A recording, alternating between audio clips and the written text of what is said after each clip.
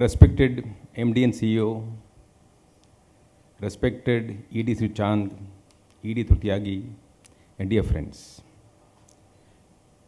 Friends, I stand before you as a fellow banker today, not as a bureaucrat. There are two twin guiding principles for all of us.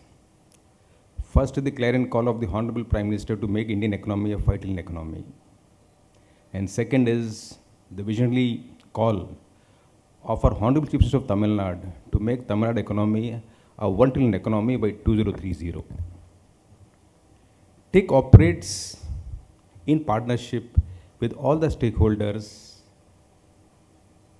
guided by these twin principles. You would heard your MD and CEO speak about the potential, the diversified industrial base of Tamil Nadu. Tamil Nadu is India's growth engine, the second largest GDP in the country, third largest exporter.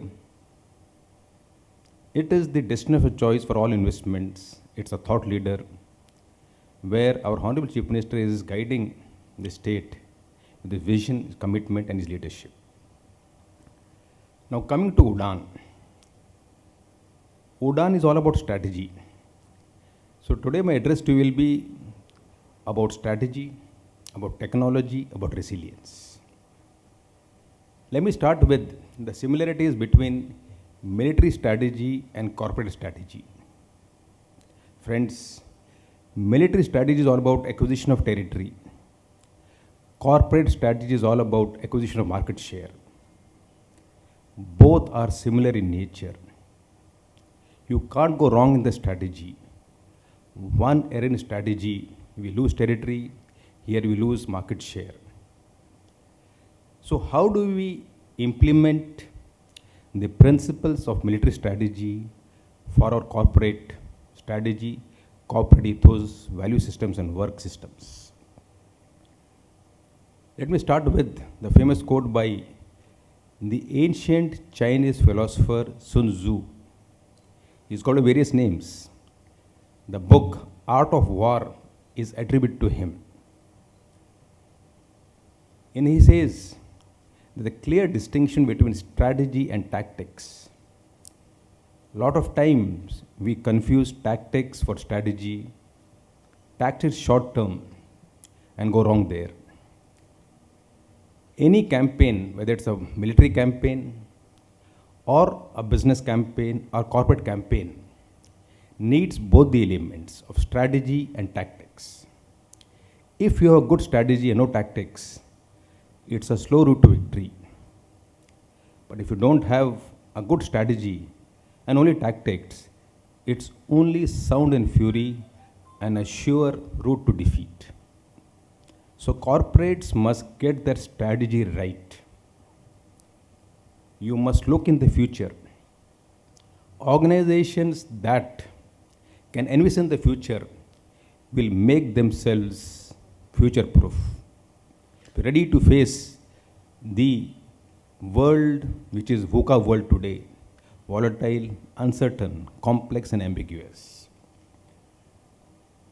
In terms of military strategy, let me quote a few names, which I recommend to the HR that this could be made part of your HR curriculum and training. The first is, please read the book by General Mattis. It's called Calls and Cures. He's one of the very cerebral generals of the US Army. He's also been the Secretary of Defense in the US administration. His book, Calls and Cures, talks a lot about military strategy, similarities with corporate strategy, a lot about Stoic principles. In fact, a lot of the corporates in West follow the classical Greek philosophers and thought leaders there. The second book could be for your HR manual could be Turn the Ship Round. It's written by Captain Marquette. He was the captain of a nuclear powered submarine in the US Navy. A nuclear powered submarine, the SSBN, is a very, very complex machine. When he took over charge of his submarine, it was ranked very low in the overall ratings within their force. by empowering his manpower, his workforce, encouraging leadership at the local level, delegating, he was able to turn around the ship and made it the top ranked submarine in the US Navy. Very interesting lessons are there from that book, Turn the Ship Round. The third book I was reading recently was Span of Control. This is written by Clarice Lawrence, one of the first women fighter pilots in the US Navy, which is carrier based, the aircraft carrier based, who was operating the F-14 Tomcat planes. Again, very, very complex machines, and operating on the aircraft carriers in the Indian Navy or the US Navy is a very, very complex task. It needs tremendous technical knowledge, focus.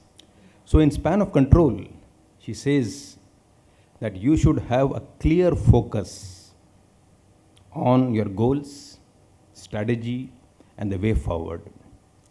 What is within your span of control, the variables within your controls, focus on them for the best results. A lot of stock philosophy in that also. I recommend these 3 books, will be very interesting to the HR. Now coming to technology. Let me tell you the example of TIIC. Just context setting. TIIC is India's Tamil Nadu Industrial Corporation, India's second eldest DFI, formed in 1949 under the vision leadership of our founding chairman, the late Thiru.H. Chetty, who was a towering institution builder and a great champion of Tamil language and culture.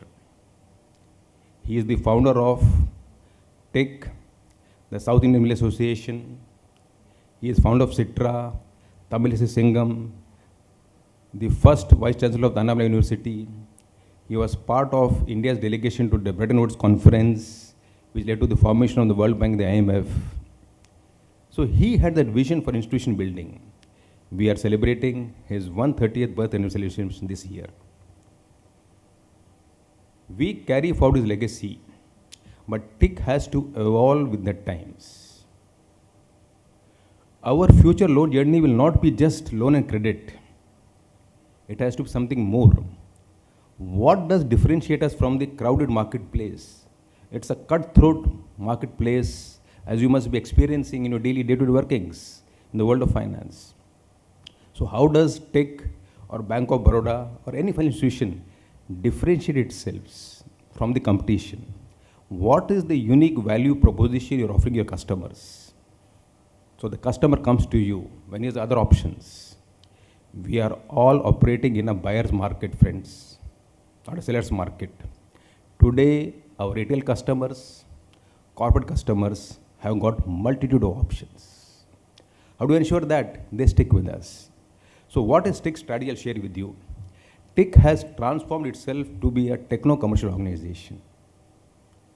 We, apart from lending, we also give guidance to our customers on the emerging trends of technology, the Industry 4.0, ESG, the new trends in technology in the industries. We focus on technology, credit, and access to markets. We are very strong in defense production, where we are linking the capabilities of MSMEs with the requirements of defense forces. So with these new value-added propositions, lending plus value proposition, we are able to grow this year at about 23% against competition. We are constrained by the non-availability of low-cost funds for us. We take from the banking community, add our margin, and then compete. So it was this lending plus value proposition that enabled us to grow our assets under management this year to 2,500 crores. We have a very ambitious target for this year, this financial year, to be about 5,000 crores this year. Now coming to technology. Technology independence is national security. Technology independence is very, very crucial for the nations. All of us collectively, whether we're bankers, technocrats in the IT field, any field of technology, all bankers and fellow professionals in the world of finance should have a basic understanding of technology.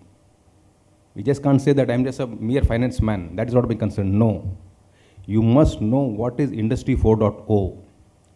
What are the implications for the MSMEs and your clients in the days to come?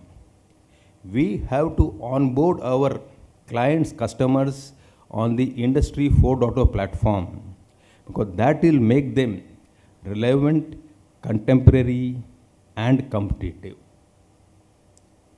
Similarly, we must educate and sensitize our customers on the ESG compliance. Friends, India has signed in the Glasgow COP the net zero targets of 2070. There's huge pressure from within to be compliant.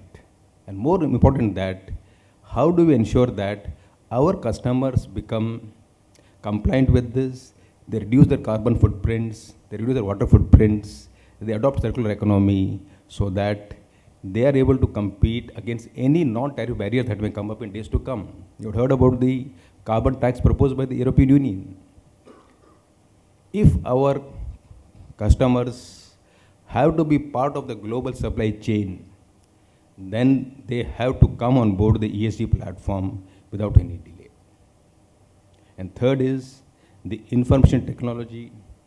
Every banker today in this ecosystem should be familiar with the latest trends of cloud computing, AI, edge computing, and trends. They should be hands-on on this technology.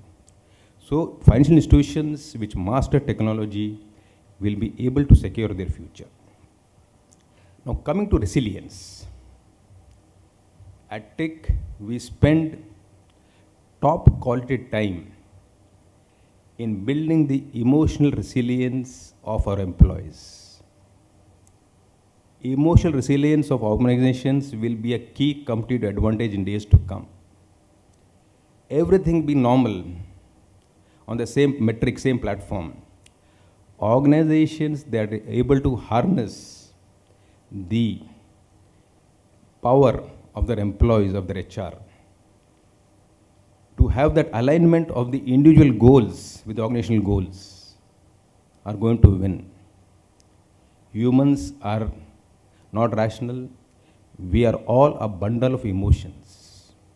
For the top management, it is a compelling imperative that they become very, very proficient in emotional quotient. Intelligent quotient will get us the jobs.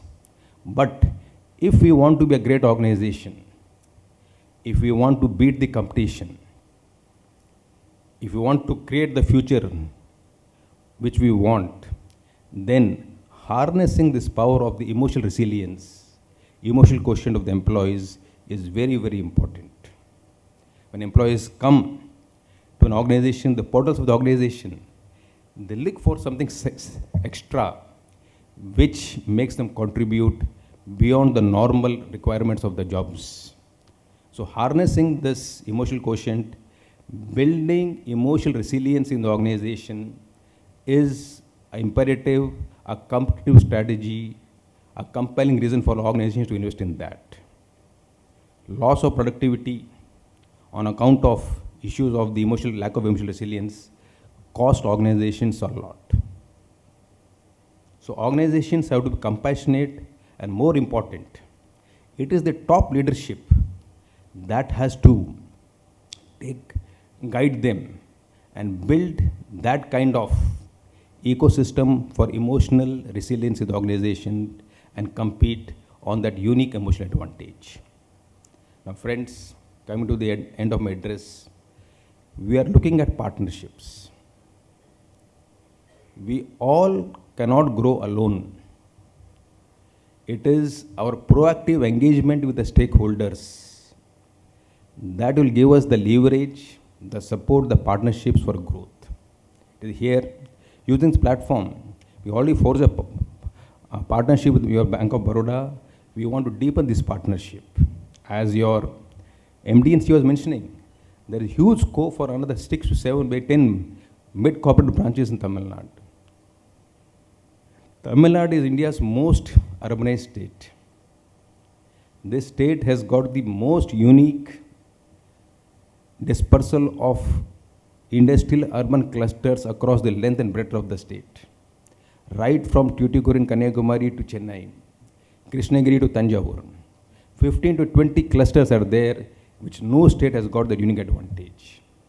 And each of these clusters is a unique growth engine. Collectively, the next impetus for the growth of Indian economy will be provided by the growth of the MSMEs from Tamil Nadu. End of the day, why are MSMEs important for us? I keep telling this at the various fora I get an opportunity to speak. India is a young nation. Friends, our median age is 31 years. We need to create jobs for the youth that meet the aspirations of the youth. Today the youth is aspirational, but he is getting increasingly impatient and disappointed.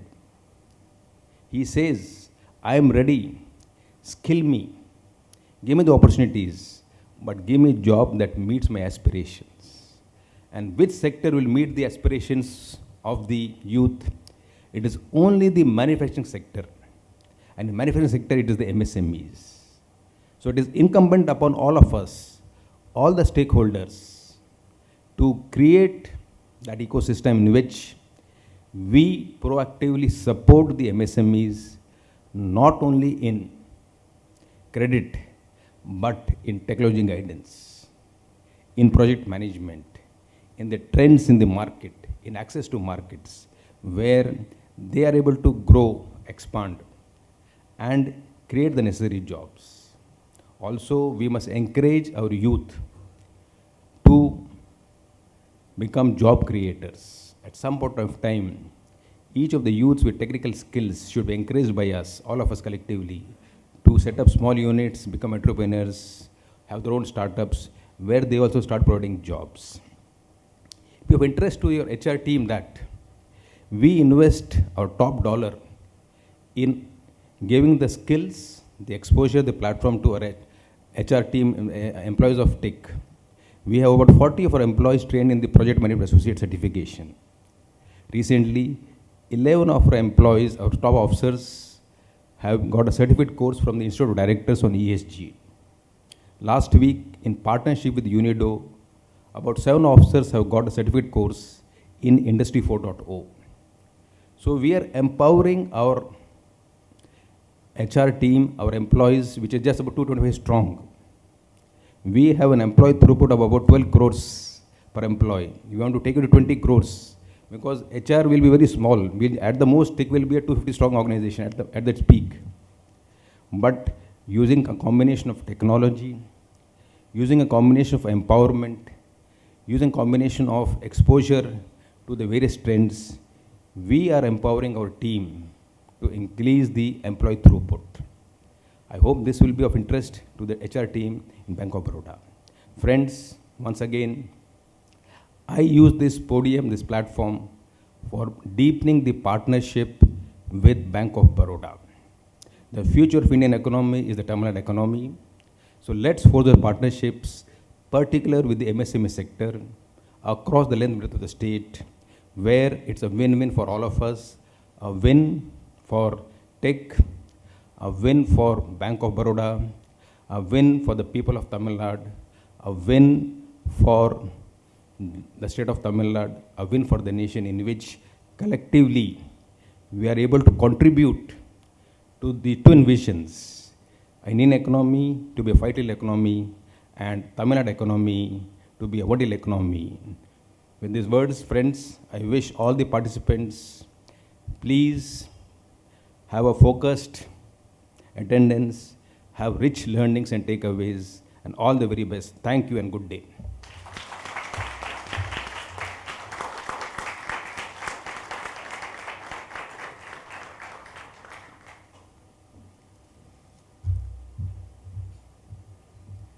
Thank you so much, sir.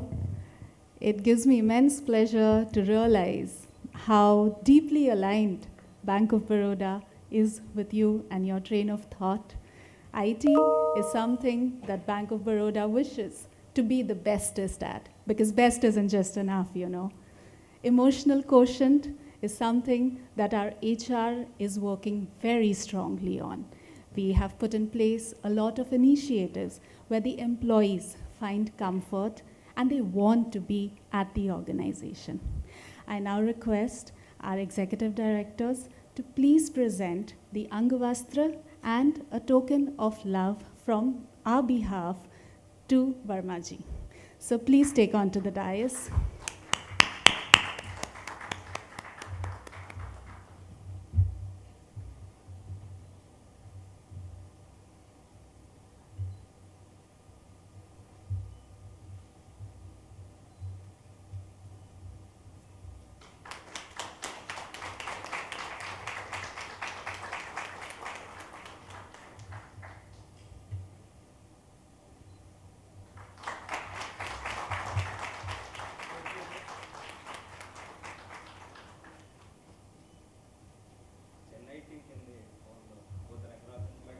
Could we please request the entire Chennai team to please join us on stage?